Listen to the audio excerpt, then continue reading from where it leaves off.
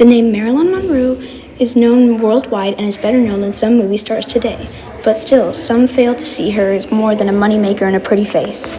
Her legacy will not die, yet some people still fail to take her seriously. People can come to think that she was nothing but an unstable woman who allowed herself to be vulnerable, but in actuality, Monroe was an extremely progressive businesswoman who was simply ahead of her time.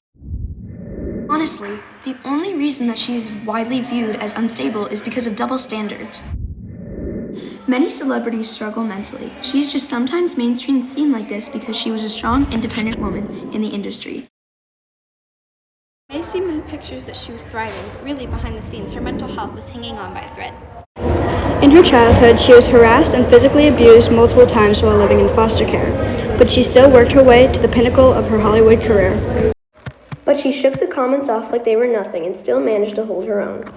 Which brings us to our thesis. Marilyn Monroe is one of the most famous people in the history of film, a movie star known for her ability to play a variety of roles, but usually stereotyped as only a sex symbol or the blonde bombshell. Few people recognize how she revolutionizes the movie industry for women by self-advocating and owning her own film company, the Marilyn Monroe Productions, Inc.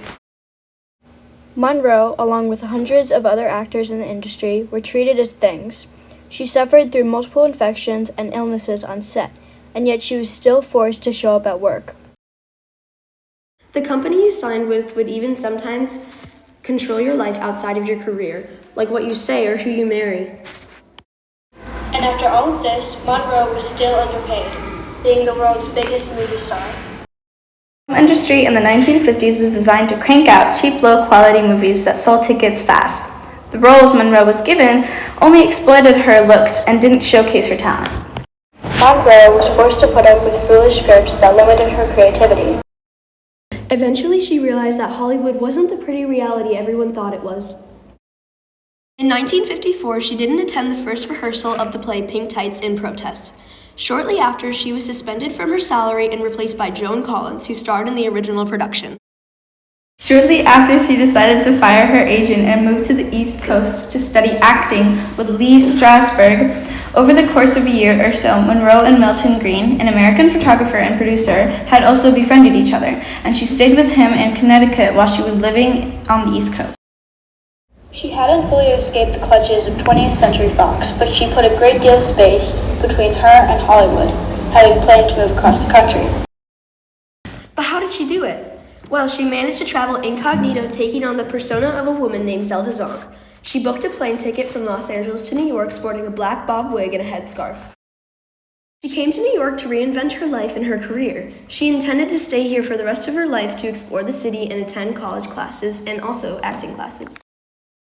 Monroe decided to improve her acting skills and take classes at the Actors Studio, where she then took lessons with her acting coach, Natasha Lighthouse. In 1955, Marilyn Monroe and Milton Green both co-founded Marilyn Monroe Productions, Inc. They decided to hold an event to announce their company's existence, which was held at their lawyer's home. This was revolutionary. Monroe had been the second woman in world's history to own her own production company since Lucille Ball.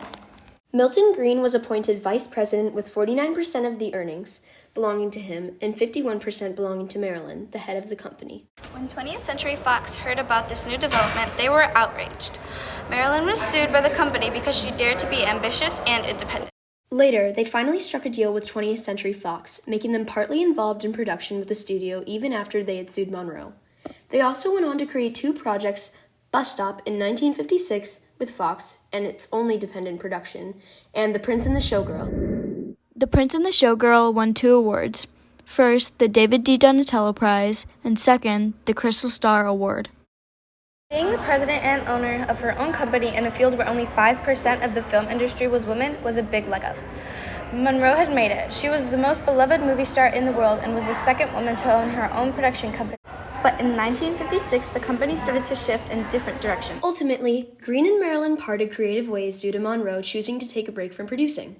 They stayed companions but just took different paths. Eventually, the studio gave in and had Monroe sign her 4th and final contract. The new deal had given her several creative roles, which was groundbreaking for the time. And now, she was in an $8 million contract. She had many qualities to bring to the table, having been tired of playing bimbo characters and roles that she was only cast for her looks.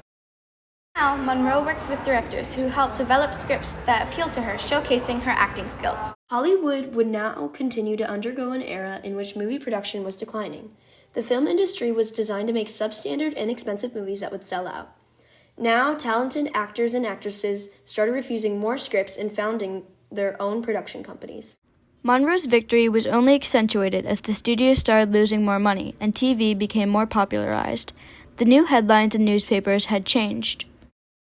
On the Morning Telegraph, the title read, "Battle with Studio, won by Marilyn." Los Angeles Mirror regarding it as one of the greatest single triumphs ever won by an actress. Monroe is one of the most famous people in the history of film. A movie star known for the ability to play a variety of roles, but usually stereotyped as only a sex symbol or the blonde bombshell. Few people recognize how she revolutionizes the movie industry for women by self-advocating and owning her own film company, the Marilyn Monroe's Production, Inc. Marilyn Monroe beat Hollywood to its core, showing the studios she didn't need a big deal to succeed. She made it on her own and produced her own movies. Even if Marilyn Monroe Productions, Inc. didn't survive that long, it was still monumental because of the women in the 1950s' place in society.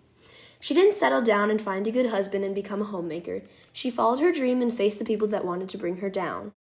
Marilyn Monroe is an artist that is remembered only for her lows, but should be remembered for all of the ways that she changed the system.